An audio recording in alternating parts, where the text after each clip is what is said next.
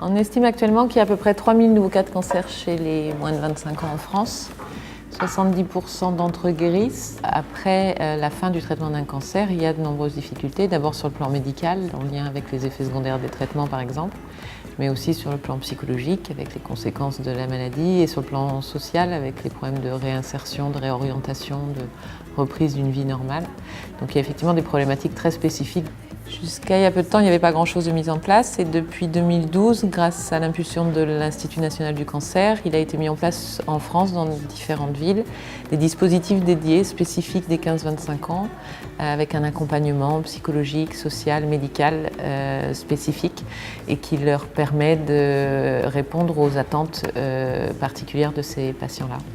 Alors, il est très important que les jeunes soient informés de la nécessité d'un suivi médical après la fin de leur traitement, s'ils quittent la région dans laquelle ils ont été traités par exemple, ce qui est souvent le cas pour des raisons d'études ou d'orientation professionnelle. Le rôle du médecin traitant est vraiment essentiel.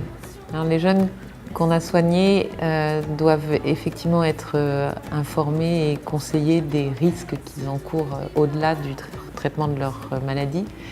Et on a envie de leur dire de limiter les risques. Ils ont été guéris une première fois et tout ce qu'ils peuvent éviter doit être évité. Donc de favoriser une hygiène de vie orientée sur la prévention, d'éviter le tabagisme, d'avoir une alimentation saine, de pratiquer des activités sportives, d'être informé sur les risques des facteurs cancérogènes ou des effets secondaires du soleil par exemple.